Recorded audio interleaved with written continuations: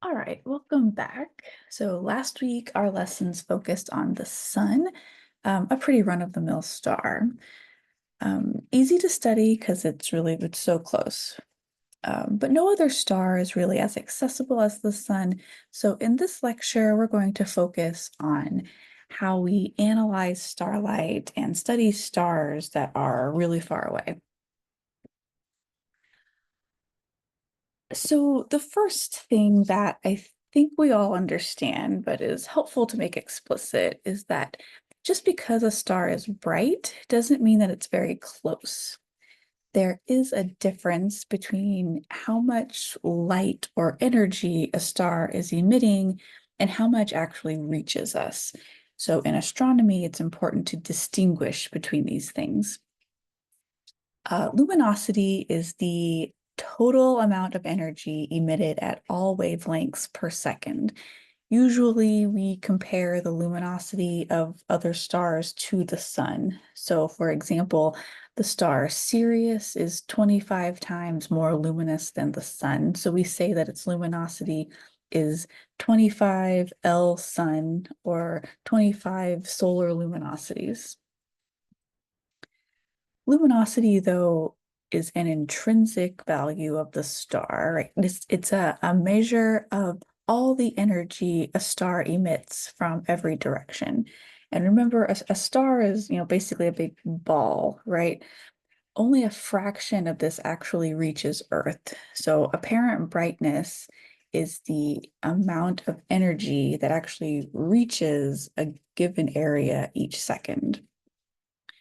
The energy we receive is inversely proportional to the square of the distance, right? So on this kind of schematic right here, like on the surface of the sun, really you'd get like an intensity of the sun coming through this area, but it kind of spreads out as a wedge, right, as we go out. So if we get twice as far away, uh, it's really kind of only a quarter of the power.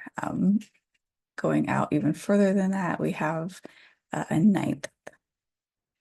The measure of apparent brightness is called photometry. Apparent brightness is also measured on a scale developed by Hipparchus. I believe we discussed this a little bit earlier in the semester.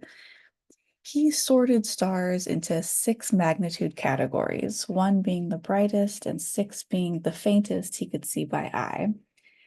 In the 19th century, astronomers tried to make things a little more systematic and asked, okay, how much brighter is a first magnitude star than a sixth magnitude star? It turns out that a first magnitude star is 100 times brighter than a sixth magnitude star.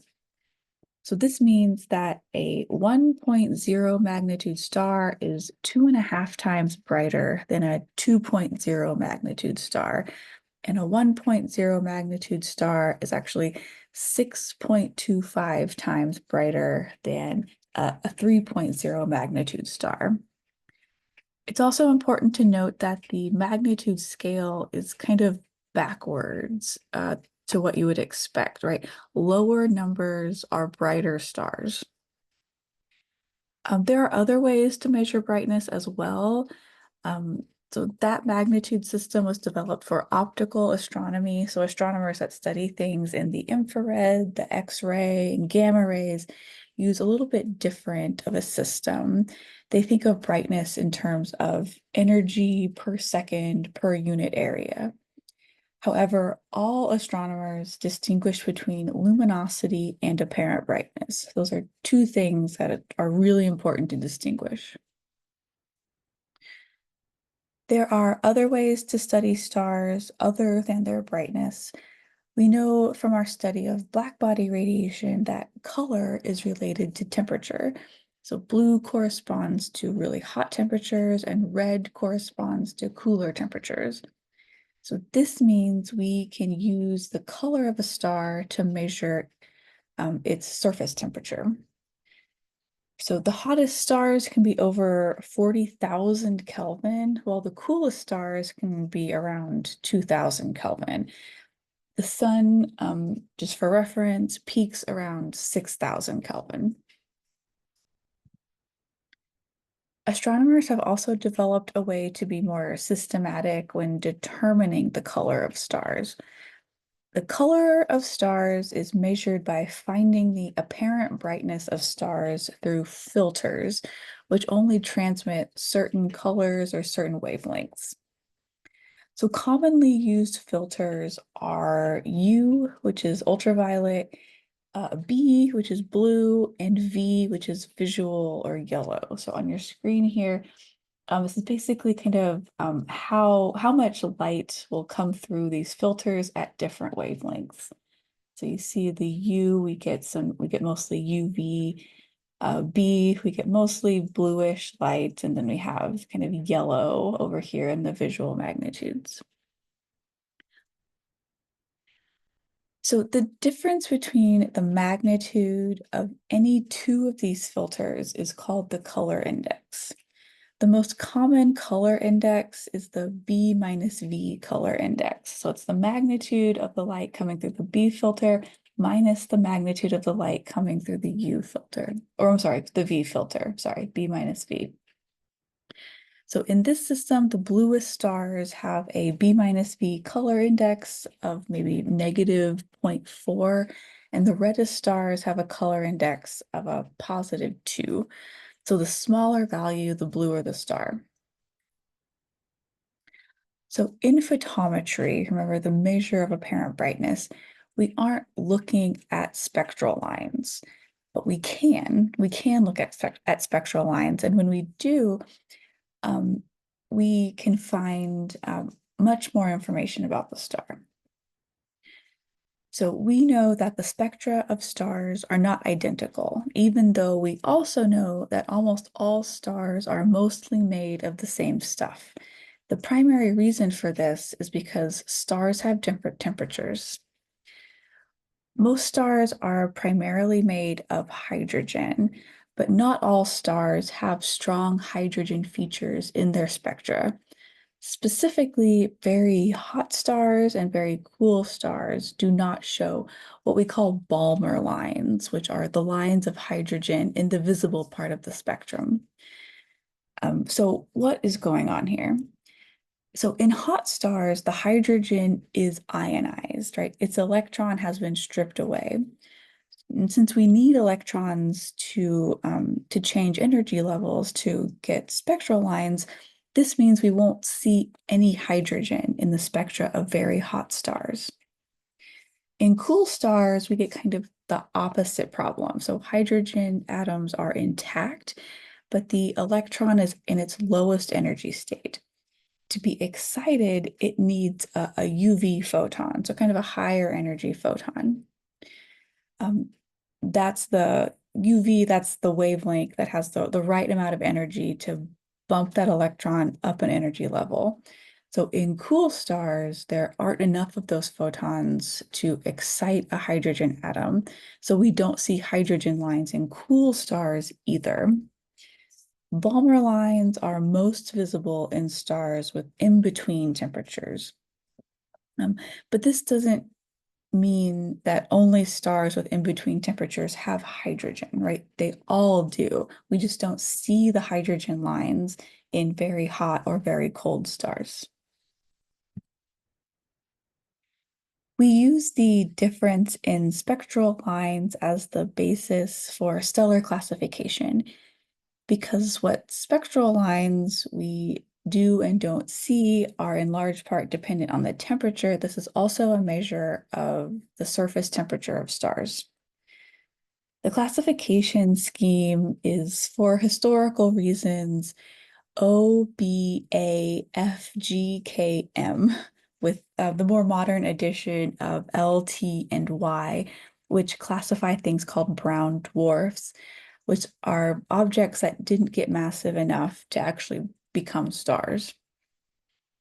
So the mnemonic that is often used to remember at least the original scheme is, oh, be a fine girl or guy, kiss me, but I never like that one. So I actually use what's on your screen right here.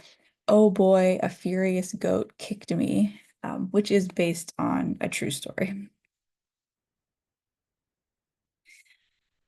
Okay, so spectra can be used to give clues to a lot of things, but one of those things is the star's size. So some stars are really, really huge. We call them giants. The photosphere of giant stars has low density and low pressure when compared to a star the size of the sun with the same temperature. Higher density and lower pressure means that there are more collisions between molecules in the photosphere, which means that the absorption lines will be more broad. So on the screen here, we have a kind of a white dwarf here, which has about the mass of the sun and a blue giant. You can see the lines, the dark lines, are a little more fuzzy, a little more spread out with the white dwarf as compared to the blue giant.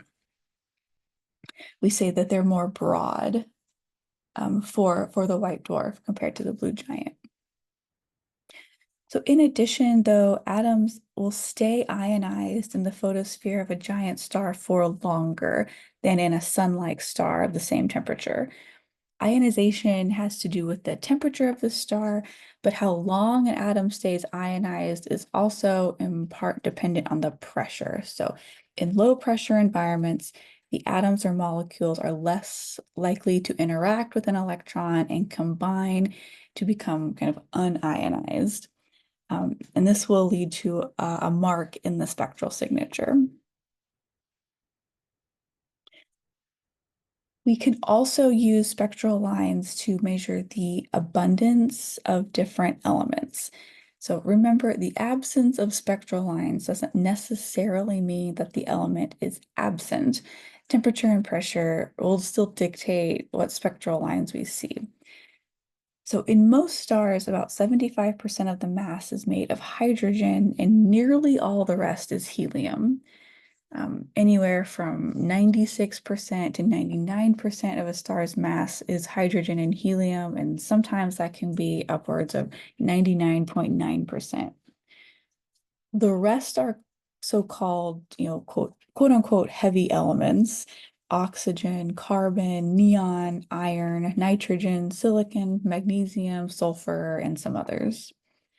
So in astronomy, anything heavier than helium is considered a metal, which is confusing because most of those elements I just listed are not actually metals, but in astronomy, we consider them metals.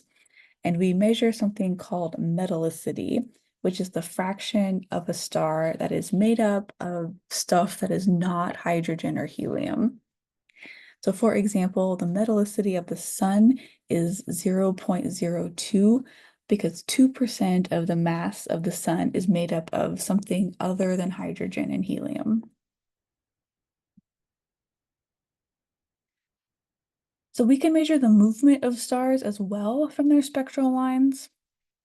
We can measure the radial velocity or the line of sight velocity of stars by looking at the Doppler shift in their spectral lines. If a star is moving either towards or away from the sun, we should see that shift. Right, towards us, the lines would shift toward the blue. Away from us, it should shift toward the red. The greater the shift we see, the faster the star is moving. So this is kind of an example on your screen of what that might look like. So in the middle, we have a stationary star. If something is red shifted, these spectral lines are shifted towards the red side of the spectrum. If it's blue shifted, moving towards us, it's moving towards the blue. We can also measure the side-to-side movement of stars called proper motion. Proper motion results in a change in location on the celestial sphere, although for stars, with some notable exceptions, this could take thousands of years to notice. So if two stars at different distances have the same velocity perpendicular to our line of sight, the closer star will have the larger shift in position and thus the larger proper motion. So on your screen right here, this is kind of what the movement of the Big Dipper would look like. So 50,000 years ago, it was a little distorted. This is what it looks like today, but these arrows are showing the direction the individual stars are actually moving. So 50,000 years from now, um, the Big Dipper will look a little bit bent. So we can combine radial velocity, proper motion, and the actual distance to the star to find something called the space velocity, or the total speed and direction the star is moving relative to the sun.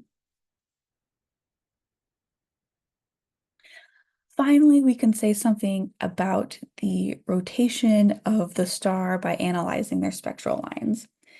If an object is rotating, and we're not looking at it like directly from the top, one side of the object will be coming towards you while the other side is moving away.